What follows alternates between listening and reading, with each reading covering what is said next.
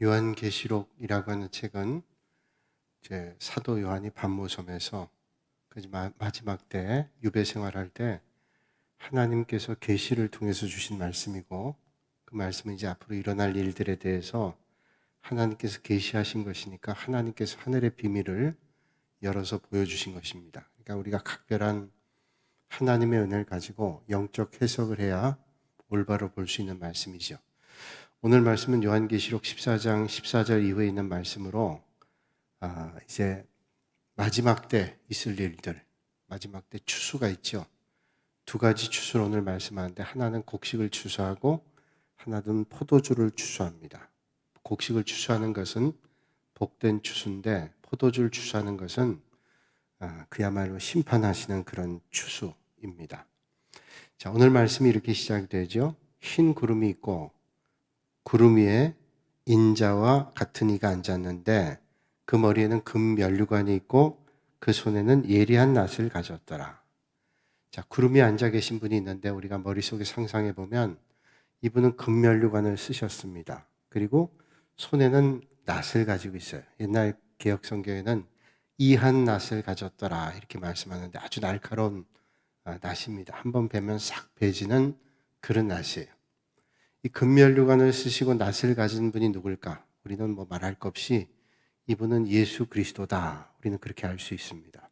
또 이분은 예수 그리스도를 상징하죠. 금면류관 쓰신 분이 구름 위에서 날카로운 낫을 가지고 있다. 그럼 왜 예수님께서 날카로운 낫을 가지고 계실까요? 낫을 가지고 있다고 하는 것은 풀을 벤다든지 곡식을 추수한다든지 그런 목적을 가지고 있죠. 그래서 그 일을 감당하려면 날카로울수록 좋습니다. 날카로워야 잘 잘라지기 때문이죠. 예수님께서 금면류관 쓰시고 날카로운 낫을 준비하고 계시다. 왜 그럴까요? 추수를 위해서. 추수라고 하는 것은 시기가 중요합니다. 아무 때나 추수하지 않죠. 뭐 잡초라든지 또는 곡식을 자라는데 영향을 주는 좋지 못한 것들은 빨리빨리 잘라내야 되지만 그냥 잘라서 안 되지, 뽑아내야 되죠. 그런데 이제 추수를 한다라는 것은 시기가 중요합니다. 아무 때나 추수하면 안 됩니다. 적절한 때 이제 곡식이 잘 익어서 거둬야 될 때 추수해야 되는 거죠. 미룰 수도 없습니다. 추수하는 것은 그때 해야 되죠.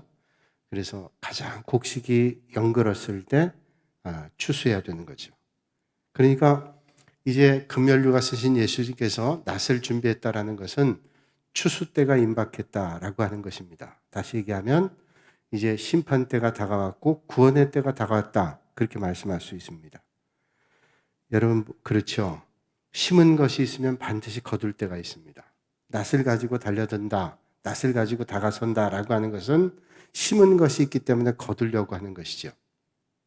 성경에 보면 사도 바울이 그런 말 하죠. 갈라디아 교회 편지를 하면서 사람이 무엇으로 심든지 그대로 거두리라. 사람이 무엇으로 심든지 그대로 거둡니다. 그렇죠. 콩 심으면 콩 거두죠. 팥 심으면 팥 거둡니다. 심은 대로 그대로 거둡니다. 그러면서 주신 말씀이 중요한데 심은 대로 그대로 주겠다고 말씀하시면서 스스로 속이지 말라 이렇게 말씀합니다. 자, 스스로 속이지 말라는 말씀을 왜 심은 대로 거두리라 그렇게 말씀하시고 스스로 속이지 말라 그럴까요? 내가 콩 심었는데 팥을 기다린다. 속는 겁니다. 사람이 남에게 속는 경우도 있지만요. 스스로 속는 경우도 있습니다. 그 스스로 속는 경우는 뭐예요? 남이 날 속이는 때도 있지만 자기가 자기를 속이는 거예요. 이게 얼마나 어리석은 일입니까? 자기가 자기를 바로 봐야 되는데 자기를 속이게 된다. 이게 참 바보 같은 일이죠. 남에게 속아서 손해를 보기도 하지만 자기 스스로 속아서 손해를 본다는 것은 더 큽니다. 그래서 우리가 꼭 기억해야 될 것은 성경에 말씀하죠. 하나님은 만홀히 여김을 받지 않는다. 만홀히 여김 받는다는 것은 하나님께서 무시당하지 않는다. 하나님께서는 업신여김 받지 않는다.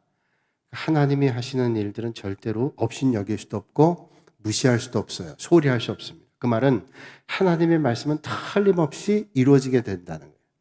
그러니까 심은 대로 거둔다고 말씀하면서 스스로 속이지 말라는 말씀은 뭘까요?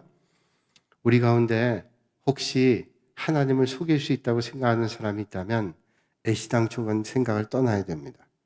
사람은 좀 속일 수 있을지 모르지만 하나님은 절대로 속일 수 없기 때문이죠.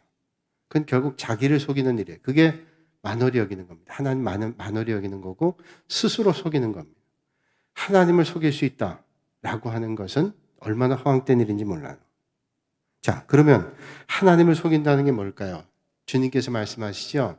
나더러 주여 주여 하는 자마다 다 천국에 들어갈 것이 아니요 다만 하늘에 계신 내 아버지의 뜻대로 하는 자라야 들어가리라. 그렇게 말씀했습니다. 자, 우리가 주여 주여 하는 거 얼마나 믿음이 있어요? 근데 나더러 주여 주여 하는 자마다 천국 가지 않고 하나님의 뜻대로 하는 자라야 천국 간다. 이런 말씀이에요. 그러니까 겉으로는 주여 주여 그러면서 믿음 있는 것처럼 속일 때가 있습니다. 주여 주여 하면서 이상한 행동하면서 그러면서 아주 믿음이 뜨거운 것처럼 얘기할 수도 있어요. 그런데 그건 진실이 아니죠. 진실한 믿음은 실행이 따라가야 됩니다. 주님 주님 하는 것만큼 따라야 돼요. 그래서 주님께서 주여 주여 하는 자마다 천국 가는 게 아니라 하나님의 뜻대로 하나님의 생각을 따라 사는 사람이 천국에 갈 수 있다는 거예요. 사람들은 속기도 하죠. 주여 주여 하면 뭐 이상한 소리 해대면서 하면 그렇게 속이는 사람이 있습니다.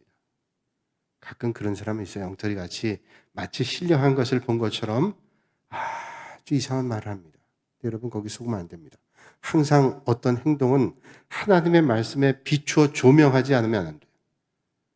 그래서 그 판단하는 게 뭐냐? 하나님의 말씀입니다. 하나님의 말씀에 어긋난 얘기들 하죠. 아무리 신령해 보여도 신령한 게 아닙니다. 항상 하나님의 말씀에 조명해 봐야 되죠. 자, 사람이 무엇을 심든지 그대로 거둔다는 말씀, 이거 사실이죠. 세상에도 자연의 원리가 있는데 심은 대로 거둡니다. 먼저 심어야 거두지 하나도 심지 않고 거두겠다. 자, 내가 오랜 세월 살았으니까 열매가 거둬지겠지. 앞마당에 아무것도 심어놓지 않고 기다린다. 그건 바보죠.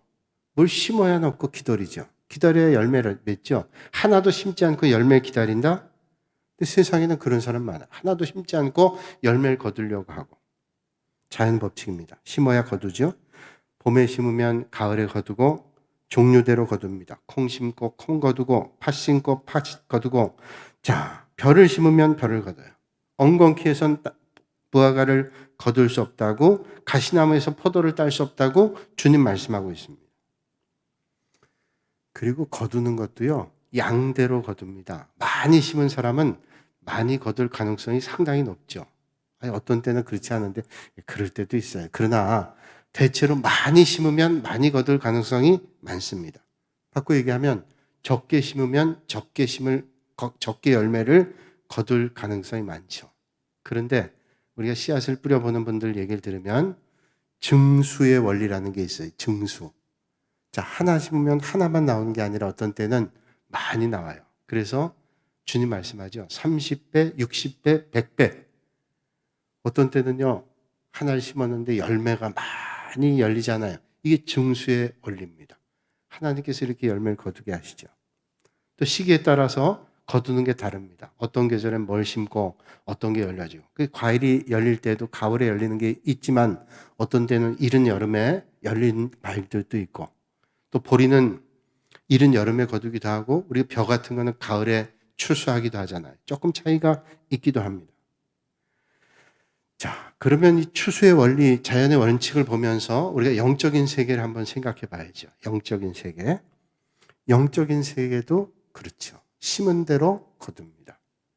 여러분들이 오늘 뭘 심느냐에 따라서 거둬주는 게 달라요. 근데 당장은 안 거둬지죠. 그게 바로 거두는 것들 있을 수 있지만 심고 한참 동안 기다려야 열매를 맺는 게 있어요. 예전에 인터넷 통해서 서울의 그 김동원 목사님 설교를 들은 적이 있는데 그 목사님 그런 말씀 하시더라고요. 그때는 지금은 이제 개척을 여러 개 해서 하고 은퇴하셨는데 그전엔 서울의 이문동이라는 데서 동안교회를 목회했어요. 그때 목회하실 때 그 원로 목사님 계셨는데 그 목사님 그런 말씀 하시는 걸 제가 들었어요. 제가 지금 목회하는 목회 열매는 사실 원로 목사님께서 다 뿌려놓은 것을 제가 거두고 있는 겁니다. 제가 지금 열매를 맛보는 것은 원로 목사님께서 다 뿌려놓은 열매를 제가 맛보고 있는 겁니다. 그냥 감사하죠. 그런데 내가 또 뿌려야 그 다음 목사님, 또 그 다음 성도들, 많은 사람들이 열매를 먹을 수 있다는 거예요. 그러니까 내가 지금 열매만 따먹고 씨를 뿌리지 않으면 절대로 열매를 맺을 수가 없다는 거예요. 그렇죠? 세상에도 뭔가에 씨를 뿌려야 열매를 맺는 것처럼 영적인 것도 마찬가지입니다. 씨를 뿌리면 열매를 거두게 돼요. 요즘에 그런 생각 많이 합니다. 제가 제자 훈련한 지가 벌써 10년 정도 됐는데 처음에 할 때는 몇 명 안 되잖아요. 이게 언제 열매를 맺을까? 언제 이게 자라고 성장할까 생각했는데 보니까 많이 자랐습니다. 조금씩 한 것 같은데 많이 자랐어요. 혹시 이것 때문에 좀 섭섭하거나 마음 아픈 분 계실지 모르겠지만 제가 그냥 지난 주일날 느낀 거예요. 찬양 예배하는데 최은한 목사님 오셨잖아요. 그래서 이제 여전도에 7여전도 회원들이 와서 임원들이 먼저 예배 전에 기도하고 올라가는데 왔어요. 예, 회장님 오늘 사회 보실 거고 또 부회장 성경 봉독하실 거고 총무 기도하실 거고 성경 또 뭐 기도하실 거고 헌금 기도하실 거고 다 했는데 5분이 오셨는데 한 분은 회장님은 제자반 사역반 졸업했고 그 다음 또 제자반 사역반 다 하셨고 그 다음에 또 제자훈련 하고 있고 제자반 끝나고 사역반 하고 5명이 다 하고 있더라고요. 그 제가 목회자라서 마음이 참 감사한 거예요. 아유 이렇게 다 열심히 하셔서 교회에서 정말로 귀한 일들을 다 하고 계시는구나.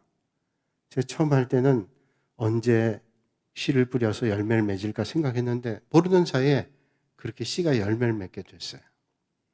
처음에 할 땐 미약했지만 조금 뭐 제자 훈련한다고 완전히 모든 게 변화되진 않지만 그러나 그만큼 변화가 되고 믿음 안으로 온 거죠.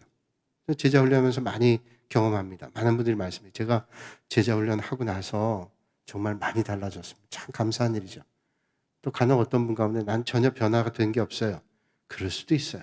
그러나 대체로 감사한 일이죠. 변화가 됐다. 뿌리면 변화가 되고 달라지고 성장하고 열매를 맺게 되는 거예요. 이참에 제가 말씀드립니다. 제자 훈련 누구나 다 하실 수 있어요. 우리 교회 교인들은 누구나 다 하실 수 있어요. 누구만 뽑아서 하는 게 아니라 어떤 분이라도 내가 하고 싶길 원하면 할 수 있어요. 그러면 그런 마음을 가지고 준비하시면 주님이 도와주십니다. 내가 건강이 어려워서 시작하시면 하나님 도와주세요. 그리고 제가 곁다리로 도와줍니다. 끝까지 하겠다는 의지만 있으시면 제가 도와줍니다. 그러면 하나님께서 은혜 베풀어 주시고 먼저 도와주셔서 하실 거예요. 영적인 세계도 마찬가지예요. 누군가 씨를 뿌리면 열매를 맺어요. 자, 그 열매들을 누군가 맛보겠죠. 하나님 은혜 주셔서 당대의 열매를 맛볼 수도 있고 당대가 아니고 그 다음 세대에 열매를 맺을 수도 있어요. 유럽에 가면 교회 성당을 짓잖아요. 예배당 짓는데 어떤 예배당은 400년 동안 짓고 있는 거예요. 수백 년 전에 졌는데 아직도 짓고 있습니다. 아니면 그걸 지을 때는 그 사람 바보였을까요? 야, 이거 지어서 우리가 언제 해서 예배 드리냐? 언제 미사하냐? 근데 그거 아니에요. 하나님 앞에 드리는 성전을 최선을 다해서 성전을 만들자. 그리고 시작한 겁니다. 수백 년 동안 건축 자재도 바뀌기도 했고 여러 가지 공법도 달라지기도 했을 거예요. 그러나 최선을 다해서 하나님 앞에 예배드릴 성전을 만들면 누군가 그때 예배를 드리겠죠. 그리고 또 누군가 그 성전을 위해 준비하게 될 거고 좋은 믿음의 사람들이 세워지게 될 겁니다. 영적인 세계에서 볼 때 우리 믿음의 성도들은 다 농부입니다. 씨를 뿌리기도 하고 어떤 때에는 김을 매기도 하고 가을에 곡식을 거둬들여야 될 그런 일들을 해야 될 농부일 수도 있습니다. 여러분들은 항상 씨를 뿌리고 언젠가는 또 그 열매를 위해서 추수해야 될 때도 있고 그럴 거예요. 우리는 그렇게 하는 겁니다.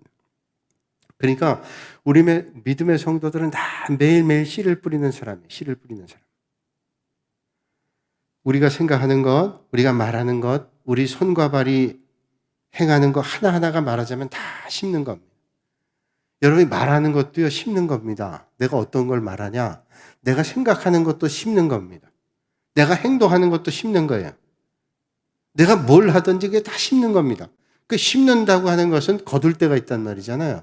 그러니까 어떤 말을 하느냐? 거두게 되는 거예요. 어떤 것을 심느냐가 거두니까 어떤 행동을 하느냐? 그걸 거두는 겁니다.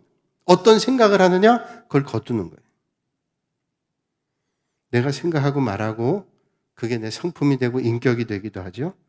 그걸 가정에서 거두기도 하고 사회에서 거두기도 하고 내가 어떤 공동체 있다면 공동체에서 거두기도 하고 국가에서 거두기도 하고 다 거두는 겁니다. 그러니까 우리 사람의 한 사람의 말 한마디, 행동 하나, 생각 하나가 얼마나 중요한지 몰라요. 믿음의 공동체에서는 말할 것도 없죠. 믿음의 사람들의 말 한마디, 행동 하나 중요합니다. 그게 어떻게 돼요? 거둔다는 거예요. 거둔다는 거예요. 없어지는 게 아니라 거둔다는 거예요. 그래서 여러분, 오늘 우리가 심으면 열매를 맺습니다. 그러니까 우리가 믿음의 사람으로 오늘 여러분들이 심잖아요. 어느덧 세월이 흘러서 믿음의 선배가 됩니다. 그러면 그 믿음의 선배가 된 것을 그 다음 세대가 그대로 열매를 맛보는 거예요. 이거 참 무서운 일이잖아요. 그러니까 내가 어떤 걸 심느냐에 따라서 다음 세대가 열매를 맺기도 하고 내가 인생의 말년에 열매를 맺을 수도 있고 내가 그 열매를 맛볼 수도 있어요.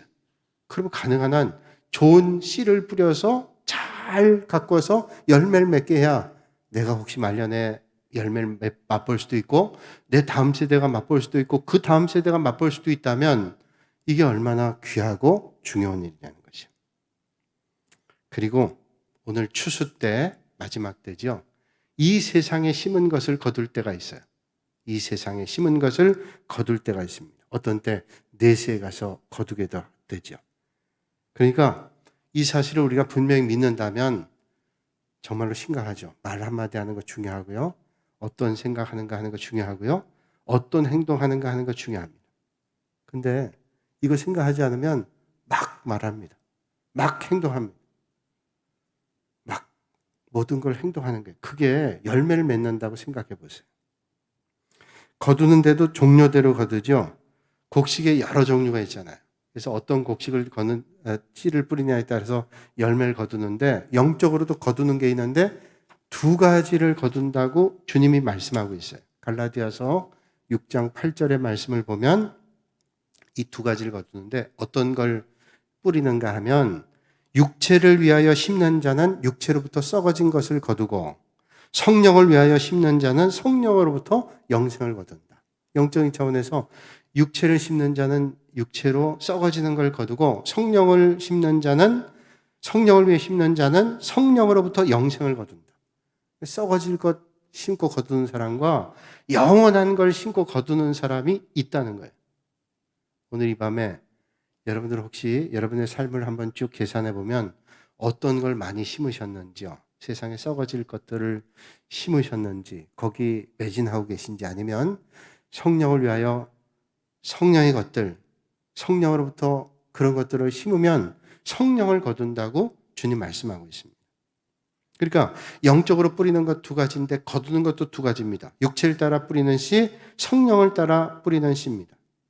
그러니까 육체를 따라 뿌리는 씨는 육체를 따라 뿌리는 씨니까 썩어질 걸 거둔다는 거예요. 여러분, 어려울 거 없어요. 악을 심으면 악한 게 나옵니다. 악을 심어놓고 좋은 게 나오길 바란다. 그 어리석은 일이죠. 악을 심으면 반드시 악이 나오고요. 불의를 심으면 불의를 거둡니다. 미움을 심으면 미움이 나오고 거짓을 심으면 거짓을 거둡니다. 무자비를 심으면 무자비가 나옵니다. 탐심과 허영을 심으면 탐심의 열매와 허영의 열매가 거두어집니다. 제가 몇 가지 예를 들어볼까요? 야곱을 보세요.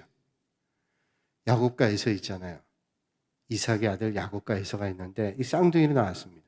야곱은 동생으로 나왔죠. 쌍둥이 동생으로 나왔는데 그게 평생 못마땅했던 모양이에요. 축복권도 형에게 있고 그래서 팥죽 한 그릇에 형을 속이고 장자의 명분을 빼앗았잖아요. 그런데 여러 해가 지난 다음에 그가 아들이 낳았는데 아들 많이 낳았잖아요. 야곱이 12명의 아들과 하나의 딸을 낳았는데 그 아들들이 어떻게 됐어요? 그 아들들이 제일 아래 동생 베냐민 나오기 전에 요셉을 어떻게 합니까? 팔아먹고 짐승이 죽였다고 속였습니다. 그래서 야곱이 그 아들이 죽은 줄 알고 얼마나 슬픔과 고통의 세월을 지났겠어요. 나중에 그 인생 말년에 애굽에서 총리가 되는 하나님의 놀라운 역사를 보게 됐지만 그동안 삶이 얼마나 힘들었겠어요. 그걸 보면 야곱이 형 에서를 속였는데 그 아들들이 자기를 속이잖아요. 참 이게 놀라운 일이에요. 성경은 그건 말씀해 주는 거예요. 뭘 심었느냐라고 하는 것을 보여주시는 겁니다. 속이는 걸 심었더니 자기도 속임당해요. 그런 예를 들자면 말할 것도 없이 많아요. 여러분 아합 왕의 아내였던 이세벨 나봇의 포도원을 빼앗았습니다. 그게 마음에 드니까 이미 많은 게 있는데도 나봇의 포도원을 뺏었어요. 피를 흘렸어요. 무참하게 권력으로 뺏었습니다.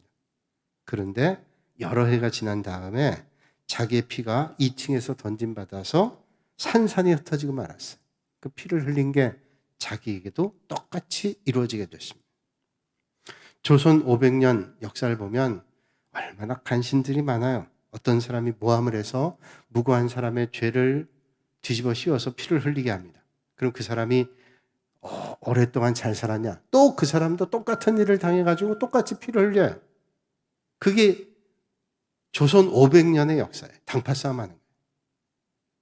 세상에도 그런데 영적인 세계 주님께서 분명히 말씀하죠. 육체를 심으면 썩은 걸 거두고 성령을 위해 심으면 성령을 거둔다고 말씀하고 있어요.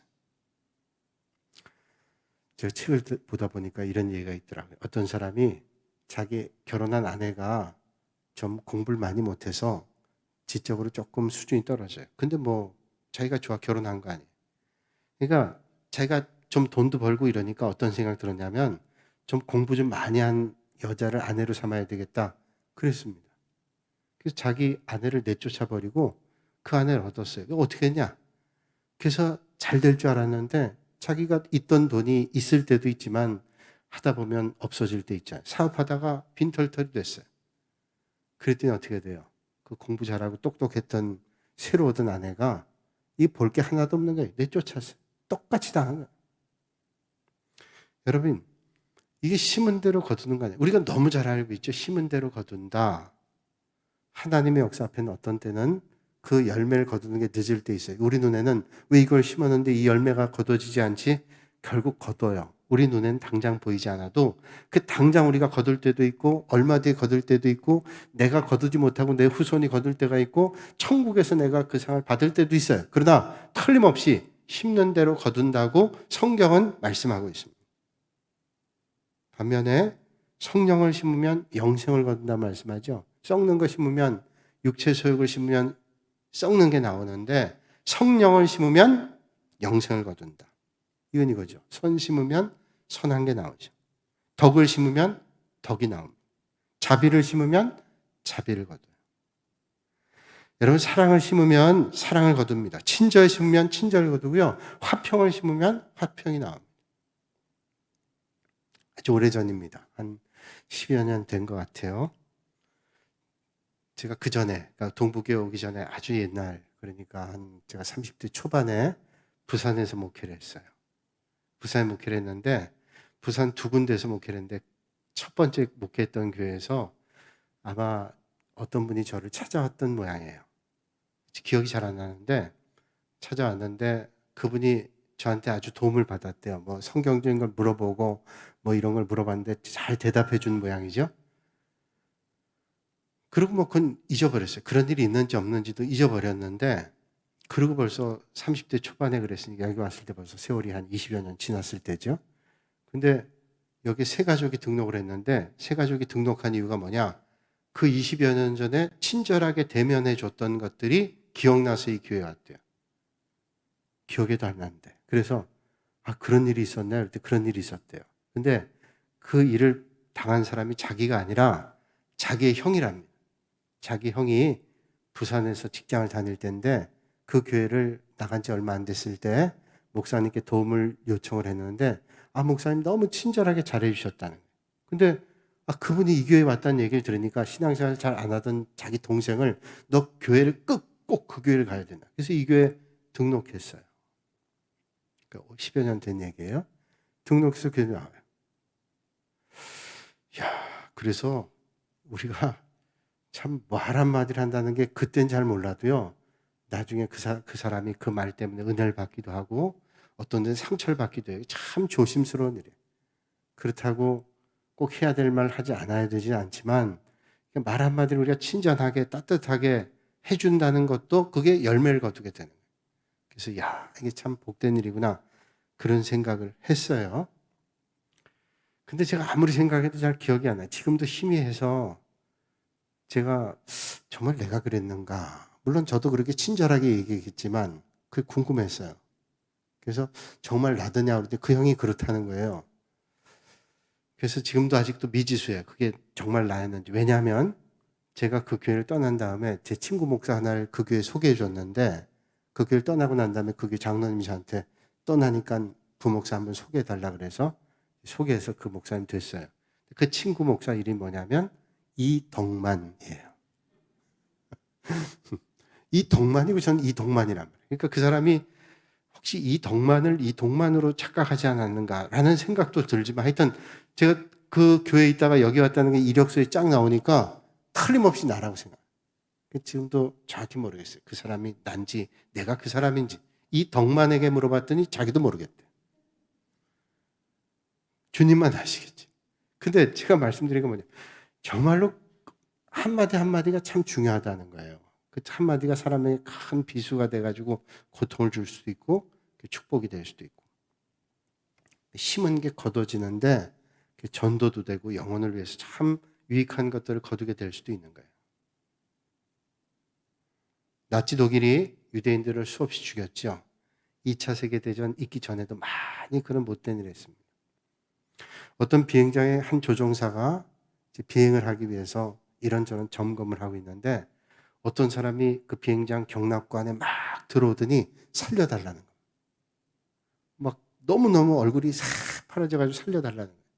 그래서 대체 왜 그러냐 그랬더니 지금 너무 급하니까 이 비행기를 좀 띄워서 저를 다른 나라 국경 밖으로 좀 떠나게 해달라고.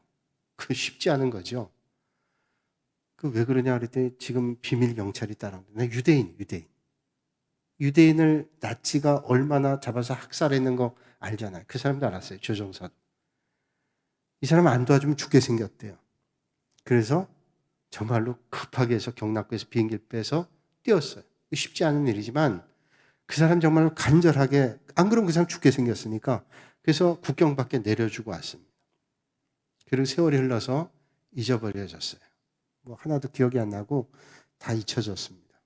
근데 이분이 이제 전쟁이 나가지고 조종을 했던 조종사기 때문에 공군에 입대를 해서 공군 장교 파일럿이 돼가지고 2차 세계대전에 참전했어요. 그러다가 저 밑에서 쏜 총에 맞아가지고 이 비행기가 추락하게 되는 겁니다. 추락했는데 다행히 죽진 않고 이제 떨어졌는데 뇌를 다쳤어요. 뇌를. 그래서 정신이 잃었는데 어떤 야전병원에 들어간 겁니다. 수술을 했어요. 수술하고서 정신이 깨어졌습니다. 그래서 이제 자기 치료하는 의사하고 이런저런 얘기를 하는데 가만 보니까 얘기하던 중에 그 얘기가 나오는 거예요. 옛날에 자기도 어려웠는데 그때 한 조종사 하나가 날 구해줬다. 이 사람 누구냐면 그때 구해줬던 유태인이 바로 의사예요. 야전병원의 의사였어요. 전혀 그걸 생각도 안 했겠죠. 뭐 그런 기대도 안 했겠죠. 상상도 못 했겠죠. 그런데 그때 뿌렸던 씨앗이 결국 자기에게 열매로 다가왔어요. 세상에 그런 일들이 있죠. 우리가 잘 아는 얘기 가운데 페니실린을 발명한 박사가 윈스턴 처칠을 나중에 도와야 돼요. 그 페니실린 발명한 박사가 처칠이 어릴 때 길을 가다가 냇가에 빠져서 허우적거리는 것을 건져줬어요. 그래가지고 그 건져주고 잊어버렸는데 나중에 이게 서로 도움을 주는 관계가 됐어요. 참, 이 하나님의 역사죠. 그렇죠. 덕을 심으면 덕을 거둬요. 성령을 따라 심으면 성령을 거둡니다. 또 양에 따라 거둬요. 많이 심으면 많이 거둔다는 거예요. 영적인 세계도 마찬가지입니다. 고린도서 9장 6절에 이하의 말씀 보면 사도 바울이 헌금에 대한 얘기를 합니다. 연보에 대한 얘기를 하더니 적게 심은 자는 적게 거두고 많이 심은 자는 많이 거둔다 이렇게 말씀해요. 그러니까 많이 심으면 많이 거둔데 적게 거두면 적게 심으면 적게 거둔다. 그러니까 좋은 씨를 그게 좋은 씨를 많이 심으면 많이 거두는 거예요. 좋은 생각을 많이 심으면 좋은 생각의 열매, 좋은 말을 많이 심어 놓으면 좋은 말의 열매, 좋은 행동을 많이 심으면 좋은 행동의 열매를 거둔다는 거예요.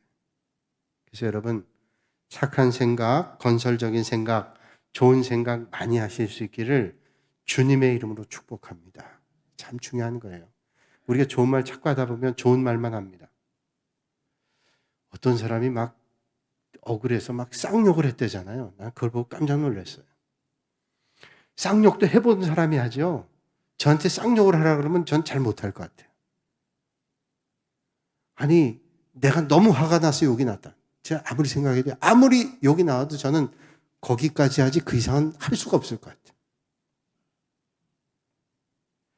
혼자 있어도 못할 것 같아요. 그러니까 좋은 생각하고 좋은 말하고 좋은 행동을 많이 심어 놓으면 좋은 열매를 거두는 겁니다. 말도 남을 칭찬하는 말, 싸움 났으면 말리는 말 그렇게 해야지 사람이 이상하죠. 지금 막 불 붙는데 그것도 이간질하는 말하고 마귀가 시키는 거예요. 마귀는 이간질하고 거짓말하잖아요. 성령의 사람이 왜 이간질하고 거짓말해요? 막 불이 붙었으면 끄는 말을 해야죠. 그럴 리가 없어요. 왜 끄는 말 해야 돼요? 그 사람의 영혼을 위해서 끄는 말 해야 돼요. 전 되도록 막 화가 나 있거나 이러면 불 붙이는 말을 하지 않으려고 그래요. 왜냐하면 그게 뭐가 영혼에 도움이 되겠어요. 그러면 상처만 받죠, 모두가. 그러니까 우리가 좋은 행동하고 좋은 말 해야죠. 착한 거 많이 심으면 착한 열매를 맺어요. 호세아서 8장 7절에 말씀하기를 바람을 심고 광풍을 거둘 것이다 그랬습니다. 여러분 흥부와 놀부 얘기 아시죠? 흥부가 제비의 다리 부러진 걸 고쳐줬더니 박에 좋은 열매 맺었어요. 놀부가 그걸 보고 또 제비의 다리를 부러뜨려요. 야, 이건 참 출발부터 잘 부러뜨려가지고 또 박씨를 가지고 열었더니 거기서 도깨비가 나와가지고 호되게 고통당했다는 옛날 얘기 있잖아요. 그러니까 우리가 영적인 거 잘 심어야 됩니다. 어떤 때는요, 영적인 세계에서 이해가 안 되는 일도 있어요. 한정된 이성을 가지고 하나님의 역사를 다 이해하기 어려울 때도 있습니다. 요즘 새벽 기도에 욥기를 보는데요. 욥기는 안 그러잖아, 이상하게. 그거는 그 안에 또 하나님의 섭리가 있다는 걸 우리에게 말씀해 주죠. 딱 이랬기 때문에 이랬다. 이렇지 않은 원리를 우리에게 또 말씀해 주는 거죠. 하나님은 시간을 또 공간을 초월하시는 것이기 때문에 하나님의 경륜 가운데 이루어지는 일들이 있어요. 그러나 틀림없는 것은 하나님께서 선한 걸 심으면 언젠가는 선한 것에 열매를 주신다. 이건 틀림없는 말씀이에요. 생전에 거둘 수도 있고 또 당대가 넘어서 후대에 거둘 수도 있고 자손 대대에 거둘 수가 있습니다. 그러니까 오늘 14장 15절 말씀 보니까 또 다른 천사가 큰 음성으로 외쳐 이르되 내 낫을 휘둘러 거두라. 곡식이 다 익었어요. 그러니까 거두라는 거예요. 그러니까 지금 씨를 뿌려놓은 게 언젠가 자라서 거둘 때가 있는데 이 거둘 때 우리는 어떤 것을 거둘까를 생각하는 겁니다. 성령을 따라 심고 성령을 따라 거두어야 복 있는 삶이 되죠. 제가 어떤 사업하는 분 예전에 그 집사님 사업장에 갔어요. 그래서 감사 예배를 드린 적이 있는데 감사 예배를 드렸는데 그 집사님 그런 말씀하셨어요. 목사님 제가 참 하나님 은혜를 많이 받았는데 가만히 생각해 보니까 내가 이 하나님 은혜 받은 건 제가 잘해서 그런 것 같지 않아요. 겸손한 말씀이시죠. 근데 그분이 하신 말씀이 일리가 있어요. 제가 잘해서 받은 게 아니라 그럼 뭐예요? 저희 아버지 어머니가 참 선한 일, 믿음의 길을 잘 걸으셔서 제가 그런 열매를 맛보는 것 같아요. 맞아. 저 그것도 맞다고 생각해요. 아, 부모님이 믿음 안에서 좋은 열매를 맺기 위해서 씨를 뿌리셨구나. 그 열매를 거두는 거예요. 여러분, 우리가 씨를 뿌리잖아요. 그 열매가 어디 가겠어요? 하나님께서 그 열매를 거두게 하시는데 우리가 좋은 씨를 뿌려서 거두는 거예요. 내가 거둘 수도 있고 누군가를 거둘 수 있는데 그게 얼마나 귀해요. 저도 목회하면서 많이 느껴요. 목회하면서 많이 느껴요. 참 부족하고 연약하고 정말 능력이 부족한데 때마다 은혜 주시는 게 저는 많은 분들의 기도고 그런 믿음의 선한 것들 때문에 하는 것이다 하는 생각을 저는 감출 수가 없어요. 스펄전 목사님이 이런 말씀했습니다. 촛불을 보고 감사하는 사람에게는 전깃불 주시고 전깃불 보고 감사하는 사람에게는 달빛을 주시고 달빛을 보고 감사하는 사람에게는 햇빛을 주시고 햇빛을 보고 감사하는 사람에게는 전깃불도 촛불도 달빛도 햇빛도 필요 없는 하나님 나라의 빛을 주신다. 그러니까 감사하는 사람에게는 이 세상에 비교할 수 없는 더 큰 빛과 은혜를 우리에게 주신다. 그러니까 여러분 감사를 심으세요. 감사의 열매가 넘쳐나는 거예요. 하나님의 은혜를 심으면 하나님의 은혜의 열매가 넘쳐나는 거예요. 하나님의 말씀이, 하나님의 은혜가 씨앗이 돼가지고 열매를 맺게 되는 거예요. 많이 뿌리면 많이 열매를 맺어요. 그러니까 저는 여러분들이 그런 걸 많이 심으셔서 여러분 당대, 후대, 여러분의 삶의 자리에 이런 열매를 많이 맺으면 좋겠어요. 그럼 그게 참 큰 기쁨이잖아요. 우리 성도들이 많은 좋은 것들을 심어서 열매가 막 넘쳐난다. 감사가 넘쳐난다. 은혜가 넘쳐난다. 얼마나 복된 일이에요. 제가 서울에 있을 때 나염 공장이 있어요. 장로님 하신 나염 공장인데 아주 잘 되는 공장입니다. 그 공장에 가서 제가 한 달에 한 번씩 예배 드린 적이 있어요. 장로님은 참 고맙죠. 참 고마운 장로님. 제가 그 교회를 떠났는데 제가 이제 개척을 준비하고 있을 그럴 때였어요. 제가 예전에 개척에 대한 얘기를 한 적이 있었는데 하여튼 모르는 분들은 그렇게 생각하시면 돼요. 근데 개척을 준비하고 있으니까 저한테 와서 설교할 기회도 주시고 또 교통비를 더 챙겨주시려고 매번 부르셨어요. 그래서 예배 드리면 뭐 공장에서 예배 드리니까 그 예수 믿는 사람도 있고 예수 믿지 않는 분들이 많아요. 또 외국에서 오신 근로자들이 많았어요. 여러분 이렇게 예배당에서 말씀 듣는 사람하고 그 공장에서 예수 믿지 않는데 사장님이 그 예수 믿으니까 다 드리라고. 그러면 예배 드리고 이 사장님도 그 사람들에 대한 배려를 많이 해줘요. 그러니까 그런 혜택이 있으니까 예배 드리자 그러면 다 오는 거예요. 그런데 무슨 말씀이 들어오겠어요? 힘들잖아요. 그런 데서 설교하려면 쉽지 않아요. 그러니까 저 사람들을 어떻게 들리게 할까 하는 게 저도 공부하는 거예요. 그게 저한테도 큰 유익이 됐어요. 저 사람들, 외국 사람들, 말도 좀 어눌한 사람들. 말은 통하죠? 하는데 그래서 과연 이게 효과가 있을까? 괜히 장로님께서 너무 힘든 일을 하시는 거 아닌가? 또 제가 미안하기도 하고 그랬어요. 그런데 거기서 그러다가 이제 어느 순간에 이제 그만두고 제가 다른 이제 거길 더 이상 할 수 없는 상황이 됐을 때 마지막 날 이제 환송을 하는데 외국인 근로자가 그러더라고요. 목사님, 많이 은혜 받았대요. 은혜 받았다는 말을 모르는 사람인데 그러면서 자기가 말씀 중에 들은 얘기를 하면서 그 말씀대로 살아봤더니 하나님이 은혜를 주시더라는 거예요. 야, 그걸 듣고는 이게 말씀의 능력이 있구나. 하나님의 말씀이 들어가면 은혜가 있구나. 그런 생각을 깊이 했어요. 그러니까 바울은 때를 얻든지 못 얻든지 너는 말씀을 전파하라. 그 뭐예요? 아유, 여기서 말씀 전해도 될까? 그래도 해야 돼요. 때를 얻든지 못 얻든지 말씀을 전파하라. 그럼 뭐예요? 하나님께서 열매를 거두게 하신다는 거죠. 우리가 바로 심으면 바른 열매를 거두는 겁니다. 시간 많이 갔지만 한 가지만 말씀드리고 마칠게요. 오늘 말씀 준비하면서 이 말씀을 해야 될까 말아야 될까를 고민하면서도 해야 되겠다는 생각이 들었어요. 지금 계산해 보니까 5년이 넘었어요. 5년 몇 개월 됐어요. 우리 교회가 정말로 힘들고 어려울 때 예배당에서 정말로 하지 말아야 될 했잖아요. 현수막 걸어놓고. 저는 그 내용을 얘기하고 싶은 게 아니라 그런 건 절대로 예배당에서 해서는 안 될 일이에요. 왜냐하면 그 씨앗이 뿌려지면 그 씨앗이 어디로 가겠어요? 그게 어딘가에서 열매를 맺는데 무슨 선한 열매가 맺겠어요? 근데 그 씨앗을 뿌린 걸 제가 그때 경험했을 때 그 씨앗이 어디서 뿌린 거 아니냐면 요 가까이 있는 어떤 교회에서 똑같은 씨앗이 뿌려진 걸 우리 교회 와서 똑같이 하는. 그때 제가 너무 마음이 아팠어요. 목사로. 그 사람 나를 비난한다? 저게 아주 정말로 받아들일 수 없는 말을 한다. 그게 아니에요. 저 씨앗이 뿌려지면 이 씨앗은 우리 교회 정말로 씻을 수 없는 고통이고 아픔인데 그게 가슴에 너무너무 찢어졌어요. 지금도 그 생각하면 밤에 잠을 못 자요. 그게 5년 넘었는데요. 잠이 안 와요. 내가 잠 안 온 거 내가 감수하면 되겠지. 그런데 상상할 수 없었던 일이 예배당에서 벌어진 것을 우리는 봤잖아요.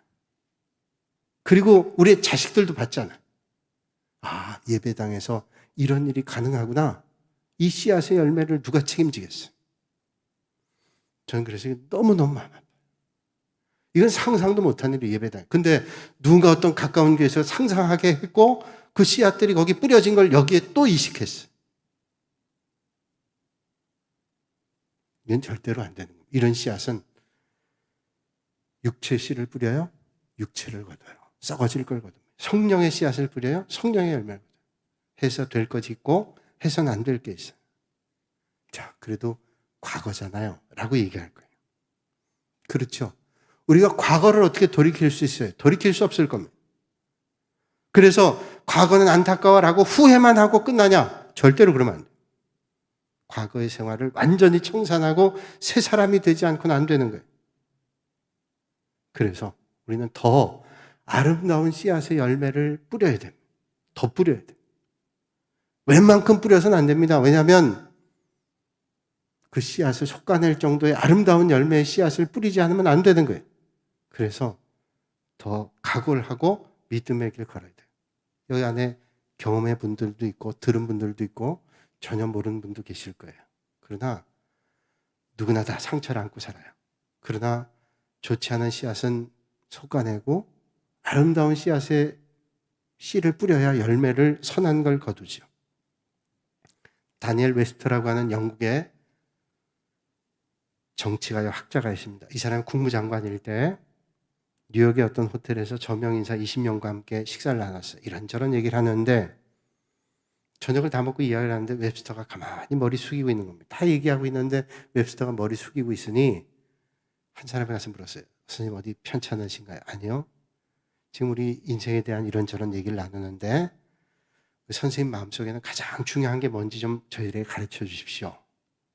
웹스터가 그 말을 듣고 곰곰이 생각하다가 머리를 들고 이렇게 대답했어요. 예, 저에게 있어서 가장 중요하다고 하는 생각은 내가 지금 하는 모든 일들이 다음 내가 하늘나라에서 책임질 일이다 라고 하는 걸 생각하고 있습니다. 내가 지금 생각하는 것, 말하는 것, 행동하는 것 모든 것들이 다음 하나님 나라에 가서 다른 사람이 아니라 내가 책임져야 될 일이다. 저는 그 말씀을 책에서 봤는데요. 그 말씀을 떠올릴 때마다 엄숙해요. 부족하고 연약하고 허물 많고 그렇게 살아가지 못하지만 맞아. 그 말이지. 우리는 언젠가 하나님 앞에 선다라는 사실을 기억해야죠. 사랑하는 여러분, 오늘 이 밤에 아름다운 것들을 씨를 뿌리고 아름다운 열매를 거두실 수 있는 그런 결단과 각오가 여러분들에게 있으시기를 주님의 이름으로 축복합니다.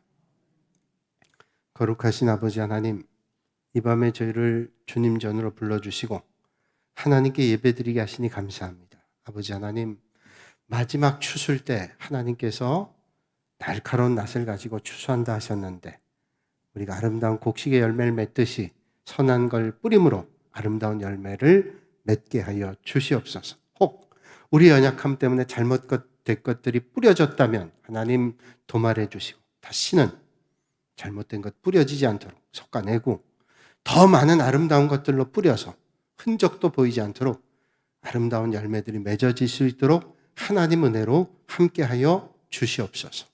예수님의 이름으로 기도하옵나이다. 아멘.